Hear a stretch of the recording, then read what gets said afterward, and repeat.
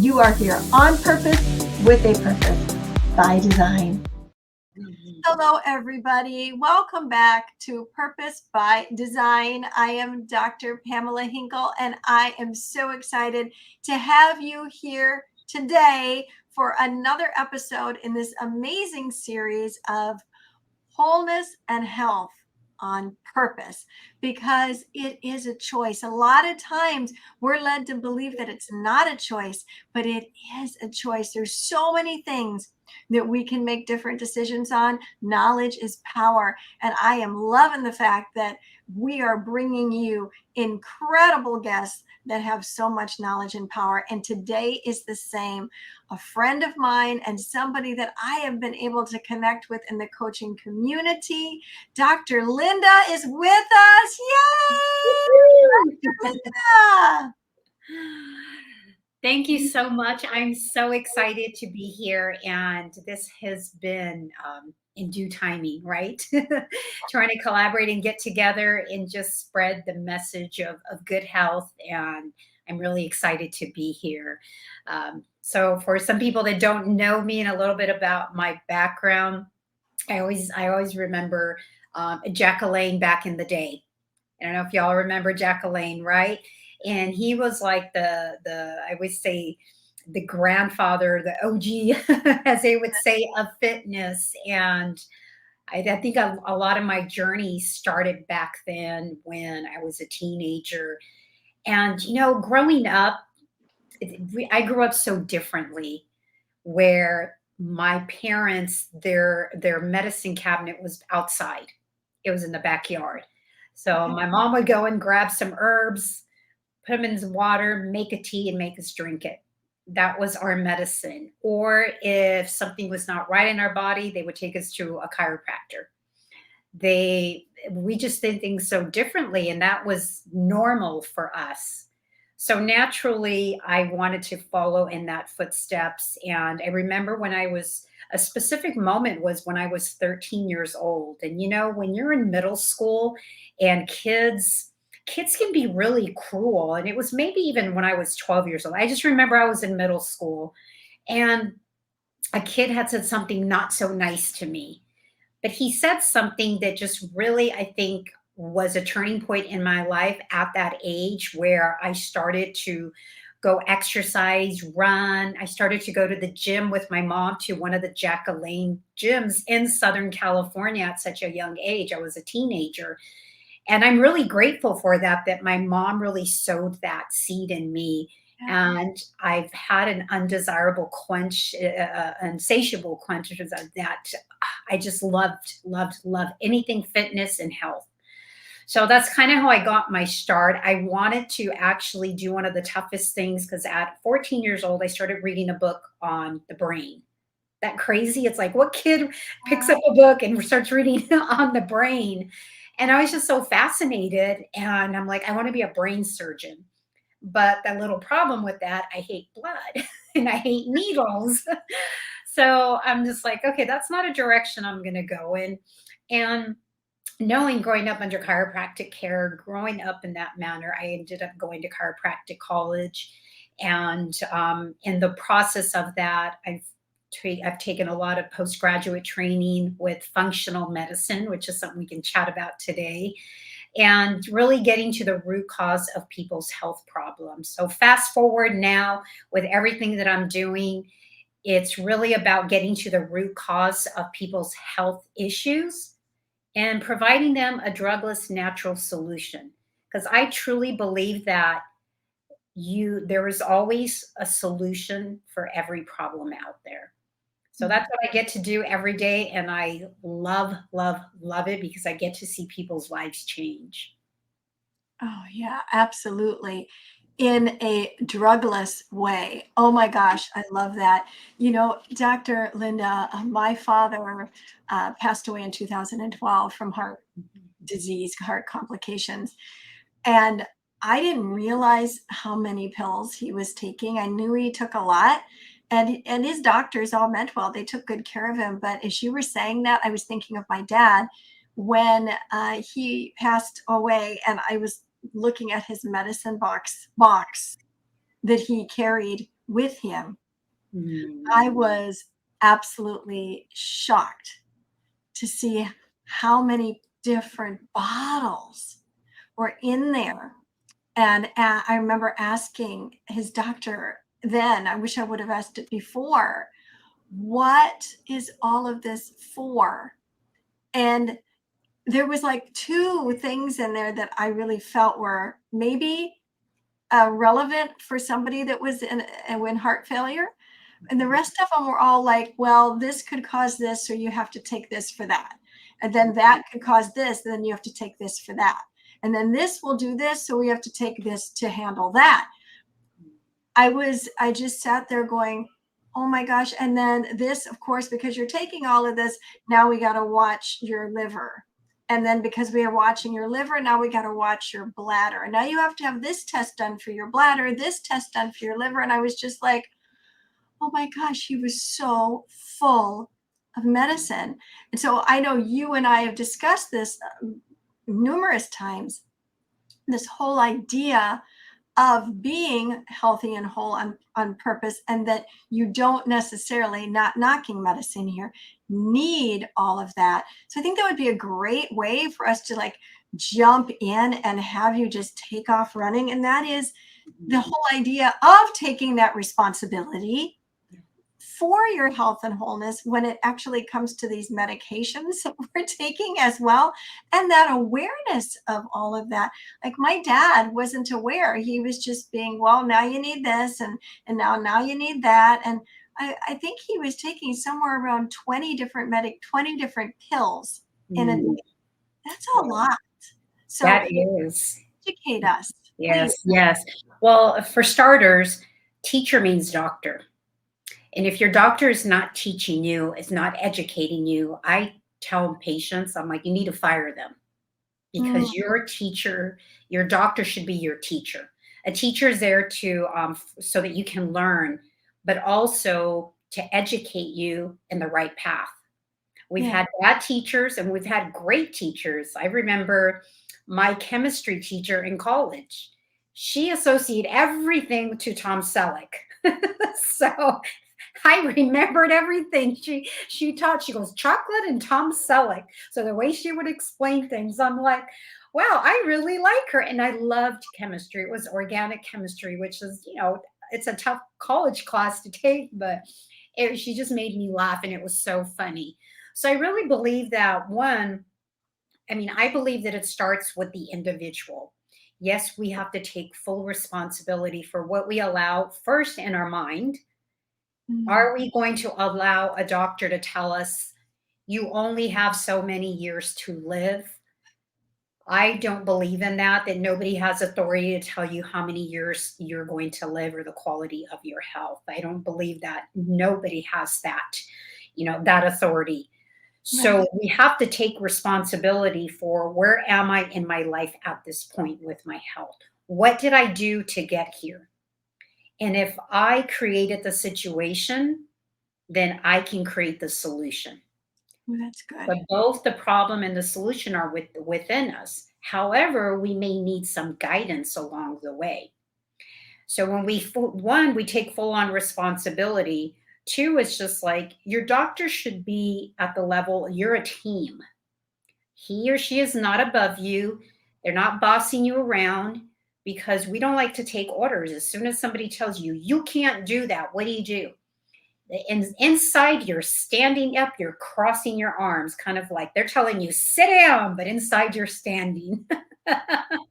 So I really believe is one, you got to take responsibility. Like I said, what am I thinking? What am I eating? How am I moving? Because I'm such a true believer that everything that we think impacts our body. Absolutely every thought. If you ever hold on to a baby, a newborn, you feel nothing but love. You can have a person that has pain hold a little precious, perfect baby. They feel nothing but pure love. They don't even feel the pain because all they're just thinking about that precious Mm. little creation that's in their hands. They're not thinking about anything else. The pain is like gone. So taking that responsibility of why did I get here? You got to choose a doctor, a teacher that's going to educate you. Why do I have this problem? How did this happen? I'm sure if this created a problem, we can do something about it. I'm not knocking medication. I mean, I think we're here in the United States, crisis care, acute situations, I mean, emergencies, we're on it. We have the most sophisticated technology. I'm so grateful for that. But when it comes to chronic care, like cancer, like diabetes, like hypertension, any type of heart disease, those are all lifestyle preventable diseases that we created along the way. And that's what's bankrupting our country. But that's really what bankrupts a lot of people is their health.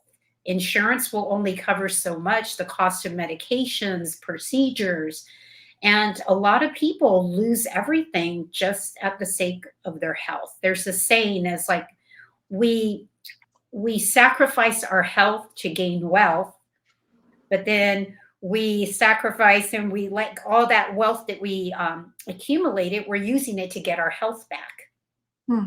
Yeah. And I do see that quite a bit. So I believe that the hardest pill to swallow is responsibility. But once you swallow that pill and you take responsibility, then we stop the blame game. It's my doctor, it's this, it's that. It's like, hold on. Right. Why are you at the doctor's office in the first place?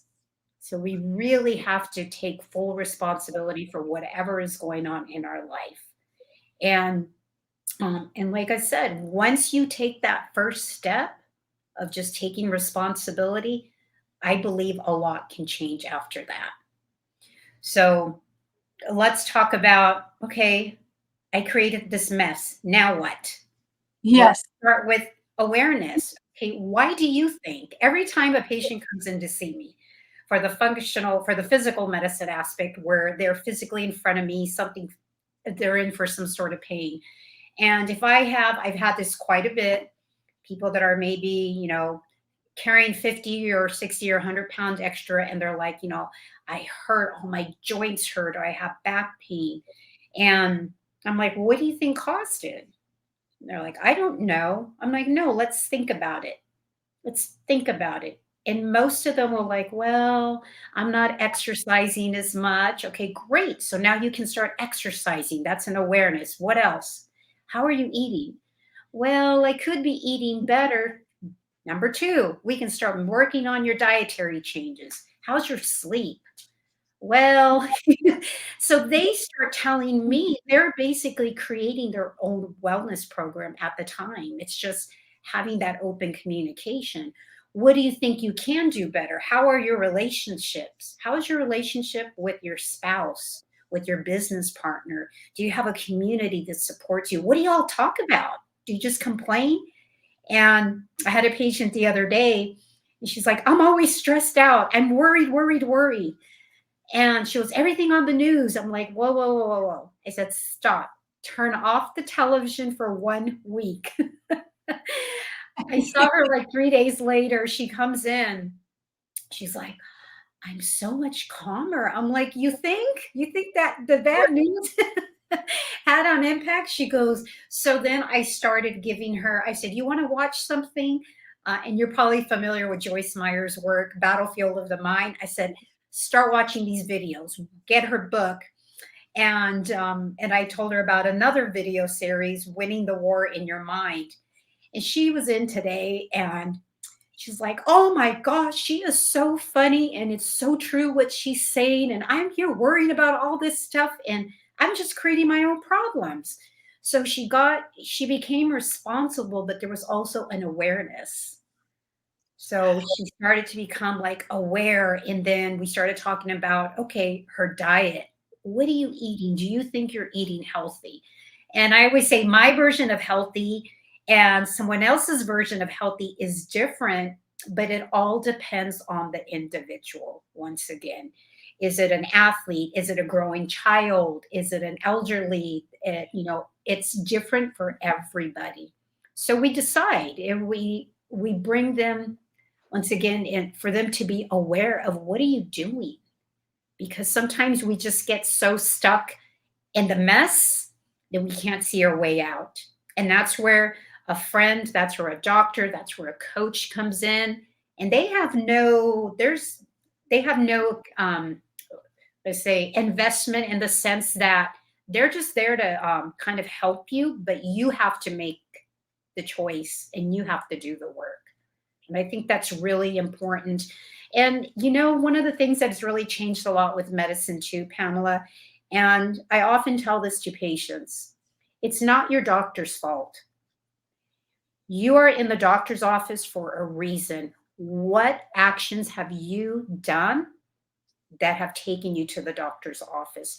Your doctor, by now, I said, unfortunately, they can't practice medicine the way they were able to practice when they were making house calls years ago. They are on a limit. They have so many minutes, 5 to 7 minutes, if that, to actually have a conversation with you. How are you doing? What is your relationship? There's so many problems that you can't figure them out in 5 to 7 minutes. But doctors they have to see only so many patients in order to get paid by insurance. And of course, insurance doesn't want to pay, and you can submit a bill for $400 and they may reimburse you for $100. Doctors go in there already knowing, because it is a business now, that it's just numbers for them. And it's just, you have this problem, I'll give you this medication. We'll see you in 6 to 8 weeks. But you want to talk more, and you just sometimes want to have that conversation. And honestly, sometimes the healing just comes in the conversation alone, because they feel like they're being heard, and that's all they want. And then the stress comes down, and they're like, "Oh, I feel better." So even that is therapeutic for so many people. This is so rich and so good. I have a question for you. Mhm. You said the first step is taking responsibility. So for somebody that's watching, listening right now, saying, okay, so I'm ready to take my first step and take responsibility, where should they start? One of the things I would say is, one, what are you thinking? What are you thinking? If, without getting way out there, everything we think is like a frequency we're putting out. We make decisions. I believe we make decisions out of fear or out of love. Mhm. Love has a different frequency. It's a wealthy, abundant frequency. And so we take actions to nurture ourselves when we do things out of love. When we do things out of fear and out of lack, we subconsciously, we don't even know we're doing this, but we're attracted to doing things that are harmful. Picking the wrong foods, picking the wrong friendships, staying up too late. But when we truly are become aware of, I'm doing this because I want to be a better version of me, and I love me as a human being, so that whenever I have those divine appointments with my family, that they're going to feel so blessed from that. I think it really comes with that. Do I really love me? Do I really love me? And I'm like, well, God made me. And if I was made in his image, he doesn't make mistakes. I better love myself, because Jesus never ever said, he never ever said one negative thing about himself. And yet we hear that all the time. And I see, and especially women, oh, I'm so dumb. Oh, I'm so lazy. Oh, I'm this. I'm like, stop it. One, awareness, stop the self negative talk. I think that is huge. And it's probably one of the most challenging things that I think women have a challenge with, is really that negative self-talk. So a lot of times I interject and I'm like, stop talking about my girlfriend that way. you know, and they're like, oh, don't talk about my friend that way. I think Nice. it really is the responsibility of your own self-talk and just being aware. Second thing, you're being aware of what are you putting in your mind, but what are you putting in your mouth, in your body? Okay. Number one is something so basic as water. Many of us don't drink enough water. Some guidelines are, okay, well, am I supposed to drink 8 glasses of water? Am I supposed to drink half my weight in ounces? Am I supposed to drink a gallon? I'm like, you find what works for you, but typically some guidelines are half your weight in ounces. Personally, I drink a gallon every day. I live in the desert, but because I have a very active lifestyle, I make sure I drink a gallon of water a day. And you have nicer skin, then you're not as hungry, because sometimes we think we're hungry, but we're thirsty. And we mistake that for, oh, I'm hungry. No, you're just thirsty. Drink water. That would be another thing, number two. And even above that, what I have them do, maybe exercise. I'm like, well, you know what? Your sleep is really important too. I'm almost like with sleep or exercise, what am I eating? I think sleep is really important because there's a lot that happens during sleep. If you actually cut your sleep back, you're going to burn less fat, because there's hormones in the body that are hormones that make you feel, they're satiety hormones that make you feel full. And if you are sleeping less than like 7 hours, if you're sleeping like 6 hours, those hormones that are telling the body, hey, I'm full, are low. And the ones that are saying, I'm hungry, I'm hungry, I'm hungry, those hormones rise. So that's just with sleep alone. And making sure that try to get to bed at a decent time, within an hour or two that the sun sets. And in the winters we sleep more, right? And in the summers we sleep less because we have longer days. So even something that, start getting your sleep dialed in. I think that's really, really important. Some basics I tell patients also is with the food that they're eating, to eat the most natural, wholesome food that they can. If you were to go in the grocery store and you have one of your ancestors from 200 years ago, 300 years ago, walk in the grocery store with you, and you show them a box of Cheetos or Cheerios, and they're like, what is that? You definitely don't want to buy that. If you take them and they're like, you show them, oh, this is celery. They're like, yeah, I know what celery is. And that's what you're going to buy. Those are eggs. I know those are eggs. Okay, we buy those.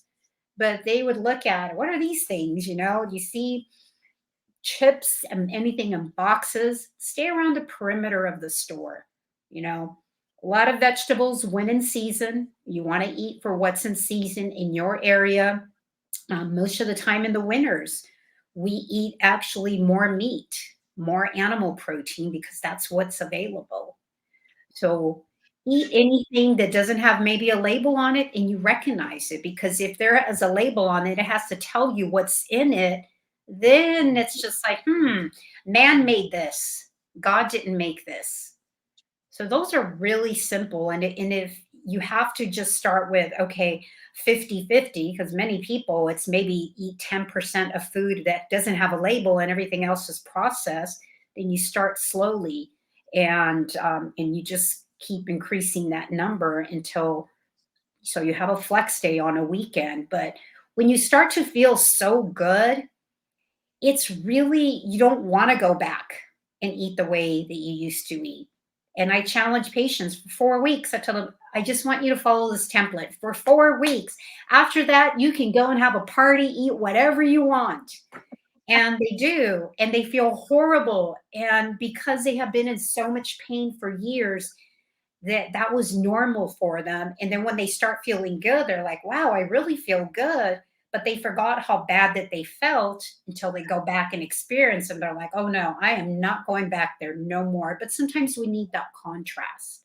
So once again, it's about, one, the taking responsibility is to be aware of the thoughts. Number two, about making sure that you're drinking plenty of water. My guidelines: half your weight in ounces, a gallon of water. We talked about sleep, getting their sleep dialed in. Once again, uninterrupted sleep. And just a couple tips for the sleep part. I have everything dark in there. There is no telephone in there. There's not a television. There's not a computer. The lights are really dim in the bedroom. So Really, the bedroom is for two things that start with S, and I'm sure you can guess. You know, I say they're for sleep and sex, nothing else. So keep the room cool and dark. You don't want all the computers and the phones. So, and you want to keep it cool as well. And as I mentioned, some of the dietary changes. I I always talk about protein as anything with a face on it. So a fish, a chicken, a cow, venison, pork, everything that's protein. And then lots of green vegetables, green leafy vegetables, and some of your low sugar fruit. Like berries are the best. Who doesn't like berries? They're rich in antioxidants. And I mean, I love berries. I like to sprinkle them in my salads, or I make a smoothie with it in the morning and I put all my tinctures in there. And I feel like I'm superwoman with my super shake in the morning. So, and even just having the shake in the morning, Pamela, I think that's a great way to start, but make sure that you have some protein in the morning. I mean, we can talk a little bit about that too, because um, people think that, oh, I don't have breakfast. I'm like, everybody has breakfast. They're like, no, I don't eat breakfast. Breakfast just means it's the first meal that you're breaking your fast. That's all it means. You're breaking your fast, meaning from the last time you ate. So if you ate at 7 o'clock the night before and you have your breakfast, you break your fast at noon or 1, that's your breakfast right there. So the first meal of the day, if you get the first meal of the day right, it makes everything else easier. If you have a bowl of cereal, if you have oatmeal in the morning, you're going to be hungry the rest of the day because you're getting protein. Excuse me, you're getting carbohydrates. If you have a big protein meal, like I said, like I make a shake. I put 2 scoops of a bone broth chocolate protein in there. That's already 40 grams. I put my little chia seeds, my hemp hearts. By the time it's all said and done, I have at least 50 grams of protein in there, and I Wow. probably finish it within 30 minutes. So so the way you start your breakfast, you're not going to be hungry the rest of the day if you have at least 40 to 50 grams of protein. That is like gold right there. If that was only one thing a person can do and they wanted to release some of the weight that they were carrying, or even if they're inflamed, then that's a big change right there. That's simple. That's So. really simple. So, what's a good time in the morning to do that? I've heard you and others talk about intermittent fasting. And so, Mhm. to wait until later versus earlier, could you elaborate a little bit about that? I was going to ask you about intermittent fasting. And so, I think it goes well with you talking about the protein. Absolutely. Absolutely. So intermittent fasting just basically means you have a time restricted eating. So what's very, I would say, common now for people that are on the healthier side is what's called a 16-8. They don't eat for 16 hours and they're basically fasting and pretty much just drinking water or maybe black coffee with a little bit of stevia, something that's not going to spike their glucose levels. And then 8 hour window, they eat. That's a great place to be. If you, let's say, for me, it would be really hard to have my last meal at 8 in the morning and then eat again at 8 in the morning. That would be really hard for me because I wouldn't be hungry. That's just like, but some people are eating till 9 or 10 at night and then they get up and they're like, what's for breakfast? And it's 6:37. But I was like, you haven't given your body time to clean itself out, so to speak. So the longer you have that time that you're not eating, the more cleansing that's going on. Mm. Anytime that you're eating and that you're awake and you're active, you have more of what's called an anabolic state, or excuse me, catabolic state, meaning things are being broken down. The repair and the mending and the growth happens at nighttime. So I would say what I recommend with a lot of my patients is have your last meal right before the sun sets, like 1 hour before the sun sets, so that once the sun has set, you're done with your last meal. Go for a walk so that you can get some of the food that you just ate, the calories, and they're being used up by the body and the muscles. Go out for a 15-minute walk in the evening. That will really help a lot. Or and I don't want them to eat until the next day, and have them do at least like I said, 16 hours would be great. If they can only do 12, okay, then do 12 and extend to 13, to 14, to 15.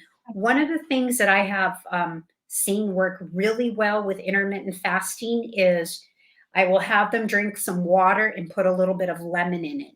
Technically, it's not breaking their fast because they're not getting more than 10 calories in that. And it's a good way also to get that gallbladder and that liver going. So one of my things that I drink, and I have it right here, is I have water with a little bit of apple cider vinegar, and I have some lemon juice in there. I put some sea salt and a tiny bit of stevia just to keep my blood sugar levels even, so that I'm not craving at nighttime. Because sometimes if I eat a food my body has a sensitivity to, I start to crave sugar. So that's usually a good indication that your body doesn't like that. It's not processing it right now. Hmm.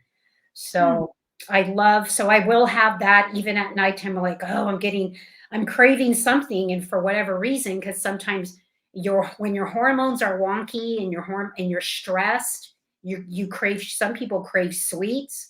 If I'm stressed out, I'm not hungry at all. If I'm stressed, I don't eat. Some people have the opposite. They're like, I'm a stress eater. Right. So they stress and their cortisol levels go up, and the sister hormone comes up with it, insulin. So it's just like you want to eat, the sugary stuff. So those are some really, I think, some great guidelines. If one, get that breakfast right, break your fast with a good quality protein. Forget about the cereal. That's Yeah. like the worst thing that you can eat. You can even eat fish. I've had fish in the morning. Sometimes I'll have a ribeye in the morning, like I'll have leftovers from the night before. But if you get that first meal right, I promise you, the rest of the day is going to be so much easier. That's really good. I like that.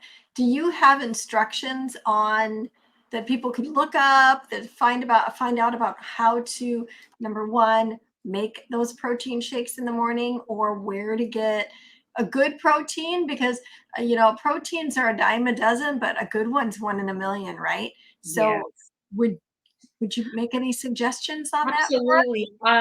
I know on my website, I do have videos where I'm actually showing people how to make protein shakes. One of my favorite companies, it's a Doctor's Line only. It's called Designs for Health, and I love chocolate, so it's a chocolate bone broth. That sounds gross, right? Chocolate bone broth. It doesn't taste like the bone broth. It tastes like a chocolate protein, like a protein powder. And I mix it with a little bit of coconut milk, and I put some psyllium in there, and I put some berries, and the psyllium and the fiber thickens it up. And then I add all these other goodies in there. Like I put some maca in there for stress. I put mushrooms in there for energy, put all kinds of things, little B12 vitamins. I put probiotics. I mean, it's just a lot of good stuff. It's my superpower drink. So I think that it's a good way to start your day. And you can make it the night before, or at least have everything kind of just set out for the night before. That's a really good idea, to make it the night before, or to at least have it setting out Just so have it that. in the blender. That's one thing. It's just like if you just have everything in the blender and then you just blend it in the morning, you're good to go. And if Yeah. you have a Vitamix, it's awesome. Love the Vitamix. I You don't love know if Vitamix? Okay, tell us about that. Why do you love Vitamix? oh my gosh. Well, for one, I've had the one that I have now, I've probably had it for 15 years. And Wow. it's really heavy. The motor is like, I don't know, I want to say I'm not even going to try to tell you what it is, but it's pretty heavy. The base is really, really heavy. However, there's like a 10-year warranty on it. And if you buy a blender every single year, which I was, and I was spending like $100, $150, that starts to add up because after a year it would just go out. Well, this one, I mean, you can make soup in it, you can make ice cream in it, thickens the shakes, and it's amazing. And most of the time, of course, you can get it at Costco. You can go on Vitamix, their website, and get it. And it's awesome. Yeah. I'll make some raw soups in it as well, like a spinach raw soup in it. It tastes amazing. And if you keep running it, it actually it warms it up. So love the Vitamix. You got to get one. You don't have one. Right, right. Vitamix should hire you to promote their stuff. Oh my gosh, that's great. Okay, another question. Now, I took your 30-day collagen challenge, Mhm. which was wonderful. And, full disclosure, I think I did the full 3 times a day for probably 28 or so of the days. I missed a couple when we were at Breakthrough at the Yeah. conference that I just saw you at. I did notice a difference in multiple ways. Like I felt like my skin looked better. I even thought, man, do I have more energy? Just a number of different things, with my nails, other things like that. But what I noticed was number one was you promoted a really amazing product because not all collagens are created equal. And so, with all the hype on collagen and people looking everywhere right now, and you can go into your local Walgreens and they'll try to sell you collagen, it's everywhere. So, could you give a little bit of a pep talk to us about what collagen is, why it works, and what we need to look for, or just promote the brand that you support because Yeah. it's an amazing product. Yeah. Well, collagen, one of the things as women, of course, we always want to look good. And as every year goes by, our estrogen levels drop, and so does collagen. And I kind of equate it to like the glue that's holding everything together. And the product that I use, I actually had talked to this gentleman probably about 3 years ago because I've been wanting to make my own product line. And I'm like, I want to see the results. I want to see what's in this. I want to see where the sources come from because there are so many products out there, and you want to make sure that you're choosing something that's from sustainably raised. And as we were talking earlier, animal products, for instance, animals, cows are supposed to be out in the pastures, right? What are they eating? They're eating off of the land. They're Sure. not eating, that's their natural habitat, to be grazing, and they're eating grass and then bugs or whatever's on the ground, that's what they're eating. So when it comes to the collagen, you really have to be, I always say you have to be picky and choosy that most of them are going to have like types 1 and 3. The one that I like, the Peacock brand, has the 5 different types of collagen. So it impacts different things, like you were saying, hair, skin, nails, eyes, joints, because we have less of that in the body. And every person that has done the challenge, it's almost like their body was so depleted, like you're super dosing and you're putting it all in. And it's like, now I'm feeling better. Now I can kind of just maintain it. It's almost like saving money in your bank account, and every week religiously you're putting in so much money, and now you're like, okay, I have this much in there, now I'm going to put this much in every week because it's going to start to capitalize. And I believe that collagen it works in the same way. So I recommend that women that once they get into their 30s, 40s, I mean, I have a 20-some-year-old daughter that she likes to drink it. I mean, she's got gorgeous hair and nails, but what 20-year-old doesn't, right? But she still likes to take it because she just says, I just like the way it makes me feel as well for energy. But one of the things too, though, Pamela, is just kind of a side on that. I am seeing a lot of younger kids in their 20s and teenagers have adult onset conditions, which is really scary as well. Like the diabetes, we're seeing it on a lot of the younger kids. Um, a lot of hormonal issues, a lot of health issues. And once again, because it does come back to the quality of food that we're putting in our body. The food that we're eating today is so much different than what we ate 10, 20, 30 years ago. So Yeah. much more. I mean, now it's a business. You know, our local farmers are being run out. It's really hard for them to have a thriving business because the government, big pharma, they all have, you know, the big agriculture, they have their hands in all of that. So it makes it more challenging. So all of this is trickling down to us that we're having our younger kids with so many more problems. And by the time when they're in the office, I'm like, you're only 20 some year old. You're not supposed to be having these problems. You're too young. And then when we start breaking down, I'm like, well, how much do you sleep? Do you exercise? What are you eating? My kids started taking supplements when they were younger. And people would ask me, like, why are you giving them supplements? They're just kids. I'm like, oh, well, you know, this is even biblical. They harvested the land, right? For 6 years, they worked and worked and worked it, and they gave it a year off. Yeah. We don't do that. So we're depleting a lot of the minerals and what we're growing our food in. They're mineral deficient. Mhm. So that's another reason. And, you know, like collagen is for the purpose of supplementing. And we look at a lot of the women from years ago, they age beautifully. Or if you go to other countries, I remember when I was traveling and I go into these little tribes, the women, they had like no wrinkles, they had no gray hair. And I'm like, how old are you?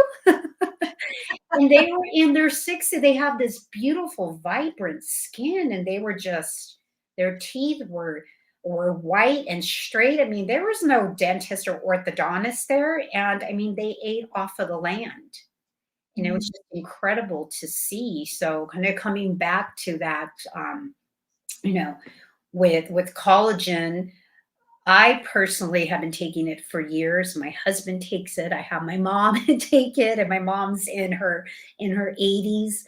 My kids take it as well, and they're pretty active with their health. But I believe just because we have depleted our say just the nutrients that are in the ground and the minerals, we're just not getting it anymore. Yeah, that's really, really true. And finding the right collagen is important. And you touched on that, more than touched, that realizing where we're getting collagen from and what are those animals eating, et cetera, et cetera. Because what they're eating, we're eating if we're eating them. And, Right? and one of the things too, when you're reading labels, labels are very misleading. Yeah. Okay, you can read a label, and in the front it says natural, it says wholesome, it uses healthy, natural, wholesome. But as soon as you turn and you start reading the labels, you start looking at the macros, and it's like, okay, how many carbohydrates, how much protein, how much fat? Then you start reading the ingredients, and if there's like 10 or 12 ingredients and you can't pronounce half of them, I'm like, ditch that thing. You should be able to once again recognize, do you have these ingredients in your pantry? If you don't buy it. It's really as simple as that. So Yeah. when I recommend the collagen, I'm like, okay, this comes from grass-fed cows. One, I got to see some of the testing because they have to test it and to prove that it says this is what it is. So I have access to things of that sort. Not everybody does, and most people really don't understand that. So once again, I believe you really should talk to your practitioner when it comes to particular products that you want for your body, and even figure out if your body needs them or if your body can utilize it. That's a really good point. Join us next week for part 2 with Dr. Linda on wholeness and health on purpose. We've all been through it. You know, those times in life where we just want to give up, we want to give in, where we just don't believe in ourselves anymore.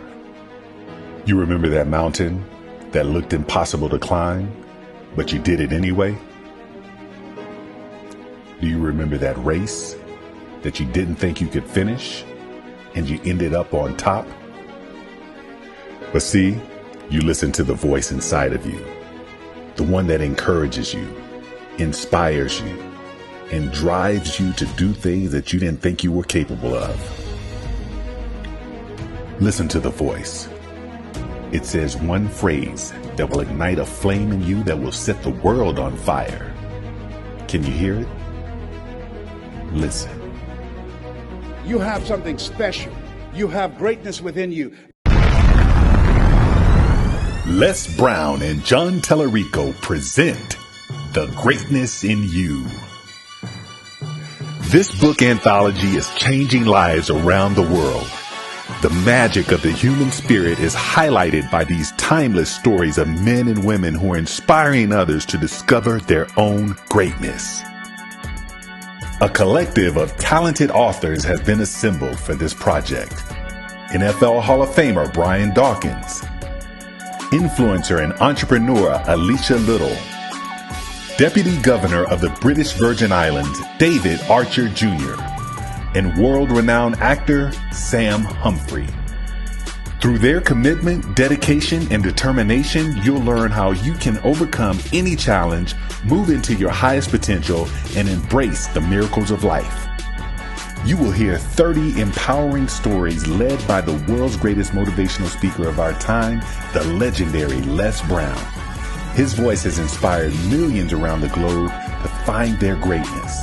And now he's unleashing the next generation of motivators and thought leaders who will inspire the masses. So if you're ready to find the greatness in you, order your copy today.